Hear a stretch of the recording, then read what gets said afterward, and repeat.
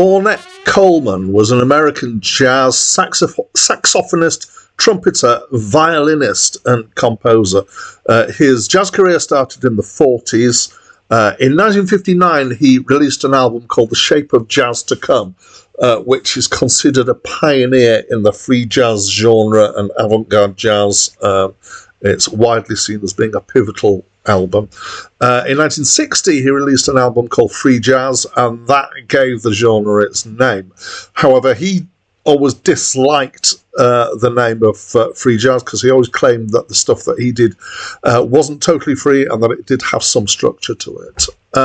Some of his music has been described as being angular, particularly melodies. I have no idea what that means.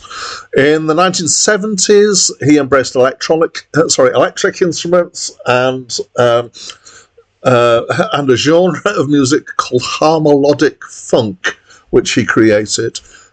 He had a band called Prime Time. Melodic funk, I'm going to read a sentence out from Wikipedia. It is associated with avant-garde jazz and free jazz, although its implications extend beyond those limits. So if you think about whether avant-garde jazz and free jazz have any limits, the intention here is it goes beyond those limits, whatever they are. He died in 2015, and he has got a sizable discography, but not as big as most jazz luminaries that have been around for that sort of length of time. My name's Dan. So this was Ornette Coleman's first album, and it's my first time listening to it. I feel like calling your first album something else. How many? 4 exclamation marks on there? Let's back off from the number of exclamation marks. How could it be something else when it's his first album? So something else by Ornette Coleman? Yeah, I think it's kind of a kind of, hey man, it's something else kind of thing. Yeah, let's get into it. It's small band instrumental jazz. We've got piano, bass, drums, sax, and cornet. The only name, apart from Ornette Coleman, that I know here is Don Cherry on the cornet. And he's quite young, apparently, at this point. This is my 4th review of an Ornette Coleman album.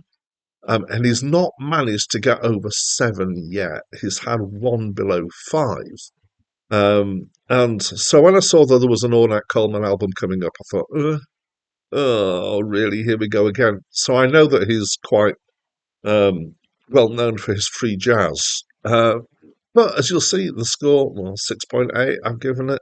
Still not got over the 7, but it's not that bad.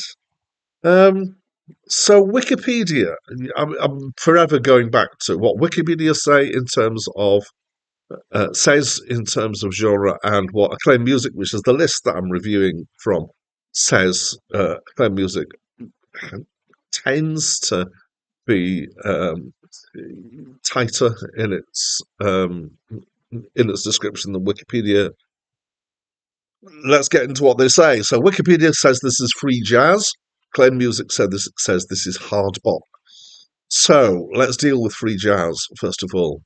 No, it really isn't. I mean, I thought it was going to be, because I know Ornette Coleman is known for his free jazz. When it started playing, I thought, this isn't really free jazz at all. And it's only just when I was writing the notes for this that I saw that Acclaimed Music had got its hard bop. And I'm much more comfortable with that. So to me, hard bop is a style of music that kind of came about after the death of big band. Also, as jazz was starting to get freer, so the soloing tends to kind of leave the confines of the tune behind quite a lot. And it tends to be instrumental and small band, which is what this is. In fact, a lot of the jazz albums that are on this list seem to be subcategorized as hard bop. So I'm going to go with that, despite the fact that I don't feel like I'm expert enough as a jazz expert to really be able to perfectly identify all kinds of jazz. But I think I know enough to say this is not free jazz. So Wikipedia, you're on. So it's got kind of fairly standard structure to it. What I call the bookend structure, which is you play the structured bit first, which is usually a tune, and then you improvise, usually around the same chord sequence that you've had for the tune, and then you play the tune again at the end to finish off. Now, sometimes in some tracks here, the more structured bit, the tune bit, happens more than once. They can kind of come back to it in the middle, like a kind of refrain. Not always, but on some of the tracks. So some of the tracks I found a bit on the irritating side, like the first track, Invisible. I think that was because the tune bit, I found it a bit angular and they kept repeating it. By angular, I mean not smooth, so kind of jagged. Jane is better. It's got a nice kind of what I'm thinking was a hep cat groove. Hey man, daddy, oh yeah, yeah, yeah, kind of thing. Um, and a while back, I realised that I was trying to get technical as I was talking about jazz albums.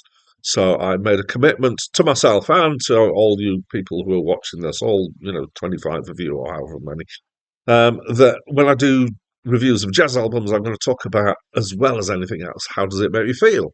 Um, well, I think the answer to this one is not a huge amount, to be honest. Um, it's yeah, it's okay. My favourite bits were when Don Cherry was playing on his cornet more than Ornette Coleman's sax. I'm not a huge fan of the sound of his sax on this album.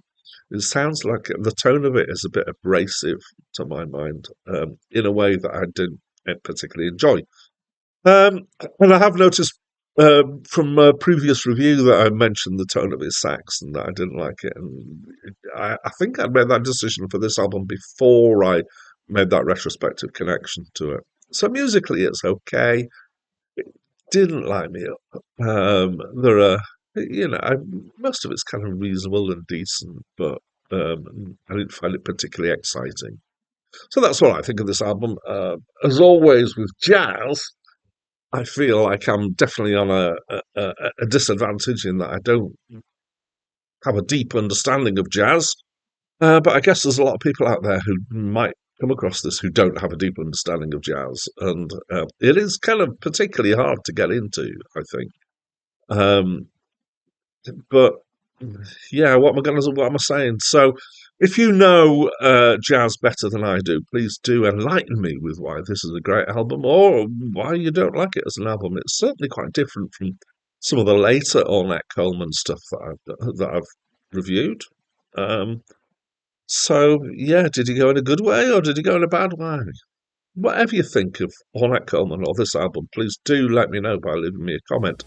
The next review on this channel is going to be of the album Wild as the Wind by Nina Simone. But that's it from me for now.